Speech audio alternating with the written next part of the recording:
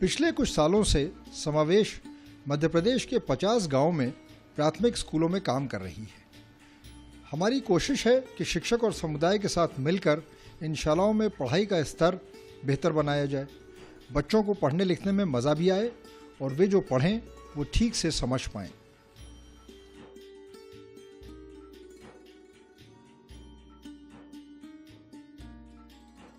मार्च के महीने में परीक्षा के बाद गर्मी की छुट्टियां काफ़ी लंबी होती हैं। बच्चे पूरी छुट्टी धूप और गर्द में खेल कर निकाल देते हैं।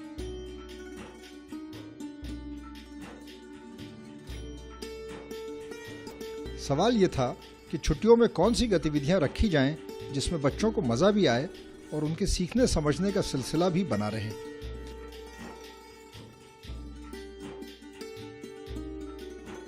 इन गांवों के अधिकतर बच्चे आदिवासी और दलित परिवारों के हैं और इनकी पढ़ाई पहले से ही बहुत कमज़ोर है।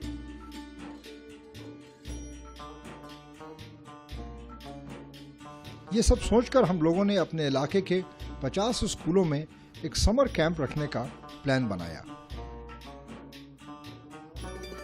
समर कैंप में गतिविधियां क्या रखी जाएं, इसकी हमारे पास कई संभावनाएं थीं।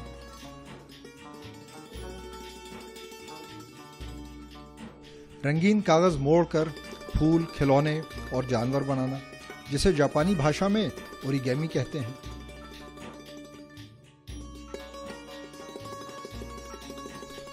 गणित और भाषा सिखाने के लिए पहेली बूझना और कविता कहना। गणित के तो और भी बहुत सारे मनोरंजक खेल हैं जिसमें जोड़ घटाने और तर्क सीखने का अभ्यास भी होता है।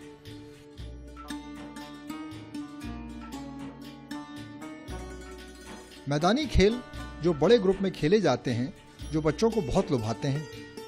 आप घंटों सिखाएं और बच्चे बिल्कुल बोर नहीं होंगे। इस ग्रुप गतिविधि में बच्चों के सामाजिक रिश्ते भी बनते हैं और वो छोटी मोटी आपसी खटपट भी सुलझाना सीख जाते हैं।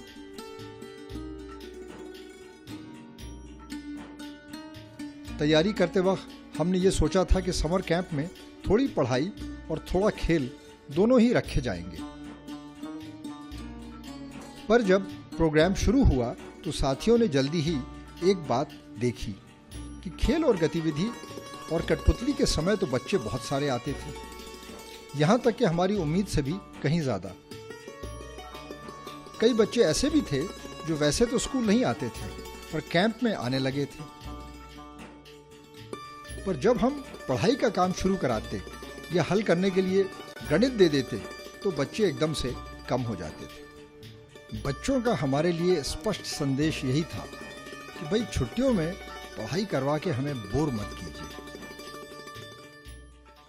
समर कैंप के अभी तो 4-5 दिन हुए हैं, तो मैंने पहले बच्चों को चित्र बनाना सिखाया, नाव बनाना सिखाया, तो बच्चे यानी बना लेते हैं। मगर मैं इसलिए कभी कभी मैं अकेली रह जाती हूँ कि बच्चों को ना मैं ठीक से सिखा नहीं पाती हूँ। मगर फिर भी मैं बच्चों को आहिस्ता से ग्रुप बना के और उनको सिखाने की कोशिश करती हूँ। उनको है ना जैसे कहानी पढ़ाई तो उनको कहानी का अभिनय बताती हूँ, अभिनय के साथ उनको कहानी सिखाने की कोशिश करती हूँ कि बच्चे अगर अभिनय के साथ उनको कहानी सिखाएंगे तो बच्चे कविता यानी कविता भी जल्दी सीखेंगे और कहानी भी जल्दी सीखेंगे। जैसे शेर बोला, हाँ शेर ऐसे बोला, ऐसे बच्चों को अगर सिखाएंगे तो बच्चे वो वाक्य को जल्दी समझेंगे कि शेर कैसे बोला, फिर शेर ने क्या बोला।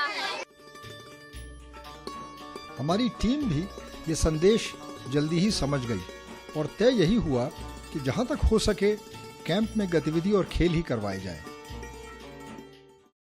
बच्चे अब सोचने लग गए कि इस पत्ती से क्या बन सकता है, इस पत्ती से हम क्या कौवा बना सकते हैं, इस पत्ती से क्या हम मछली बना सकते हैं। बच्चे ऐसे सोचते हैं, जंगल में जाते हैं, वो सोचते हैं कि ये पत्ती से हम क्या बना सकते हैं। और जैसे डमरू बनाया तो डमरू में आवाज़ होती है, उन्हें अच्छा लगता है। उन्हें वो पूछते हैं कि ये डमरू में आवाज़ आती है, कितना अच्छा खिलौना है।